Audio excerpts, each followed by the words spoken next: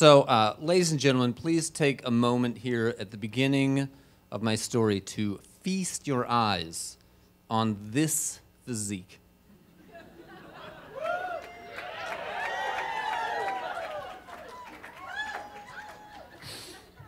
Beefcake, right?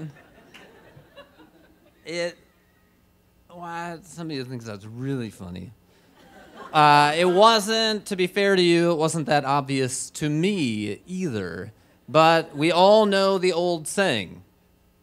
There are those who seek beefcake status, and there are those who, like me, have it thrust upon them. This thrusting happened, so to speak, while I was working at an advertising agency in Minneapolis. Every year, they would come up with some very creative fundraiser for the United Way, and this year it happened to be a pinup boy calendar featuring guys from work posing in some aspect of their persona. So there was like an outdoors guy who was like a sexy outdoors guy, and there was a musician who was a salacious rock star. There was a LARPer who was an elf, which are inherently sexy. And by the time they asked me, like a handful of guys had already declined for either modesty or embarrassment, or in one very strange instance, his significant other vetoed it. And so when they got to me, I was like, yeah, pinup boy, me. I don't know, it wasn't obvious to see. And then the light went off. You know what else wasn't obvious to see? Harry Potter being the chosen one. And with Harry as my guide, I agreed and became a naughty Hogwarts student. My outfit was a white button-down shirt unbuttoned with a tie, boxer shorts, knee-high socks. The setting was a Wayward Hogwarts, which was a used bookstore. And I was very nonchalant about this whole thing right up to the moment I took my pants off and was standing in my underwear in the still very much open to the public bookstore about to act sexy. And suddenly it was mortifying. And then on top of mortifying, it was really weird. Because, of course, as the subject, I was behind these walls of blinding lights. And so even though there were all these people, a crew, maybe strangers moving around and talking, I couldn't see them. And it felt a lot like I was the subject of an alien autopsy. And it was very awkward until I heard the voice. And the voice was the person who gave me all of my instructions. Instructions like, put your leg on that shelf, bite your lip, look at me. Now, the owner of the voice was Chelsea, a coworker. I knew her. She gave me a ride to the photo shoot. And even though I am sure Chelsea was speaking to me in her regular voice, what I heard was more like cooing. Especially when she issued her favorite instruction, more nipple. I need more nipple. So it's like, this is really hard to explain. The effect of the invoice was like psychedelic intoxication.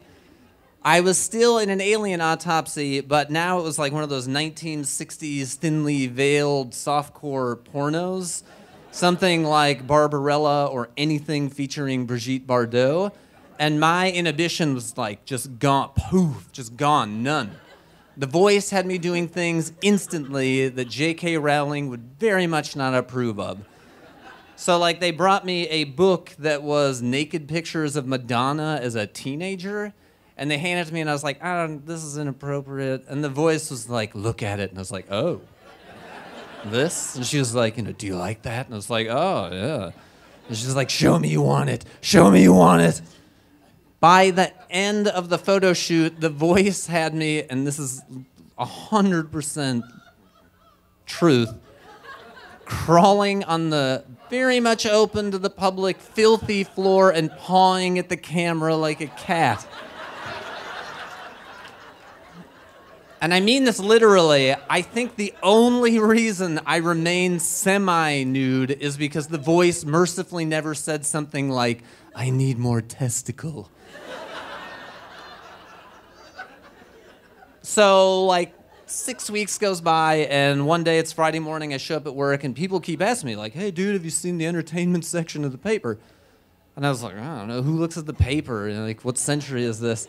And after a while, I was like, man, enough people have asked me this, I gotta check it out. And so I go check out the entertainment section, and right on the cover, the top half above the fold for people who work in media, there's an article about a pinup boy calendar, and it features 2 pictures to whet people's appetite for beefcake, and oh yes, one of them is mine.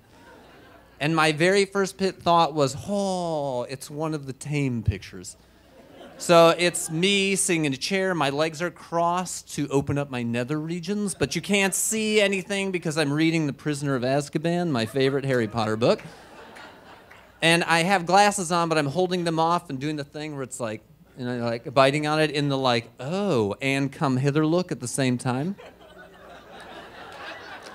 So I was like, oh, whew. But my next thought was, wait a minute, my mom reads the paper. It had never occurred to me until that moment that a significant number of people outside of work were actually going to see this thing. And so, but then like slowly as the day went on, I was like, you know, like a third of Minneapolis reads the paper, but when you whittle it down to that one article and that one section and that one picture, I just don't think it's going to be a big deal. So by the time the day ended, I was kind of over it. And on my walk home, I had a neighborhood liquor store, and I stopped in. And there was a cashier, Timmy, and Timmy loved my name. And so whenever I'd walk in, he would intone, "Sawyer Blur," every single time. Oh, what's up? But it was Friday, so the place was completely packed, and I was in line ready to check out by the time I heard "Sawyer Blur." And I wave, and then Timmy goes, "That dude's a nude model with a calendar coming out. It was on the cover of the paper today." So thanks to Timmy, suddenly this room full of strangers is gawking at a nude calendar model who looks like me. But here's the thing, it was Minnesota, it was winter. I was wearing a polar grade expedition coat, like they couldn't see the goods. I could have owned it. Like in that moment, I could have been a pinup boy beefcake. But that room full of strangers who didn't know me and couldn't see me knew something that Chelsea, not the voice, but Chelsea knew when she asked me to be in the calendar in the first place. I am no beefcake. Modeling just sucks. Modeling just sucks. I am a male model, not a male prostitute. Modeling just sucks. They made me take off my top.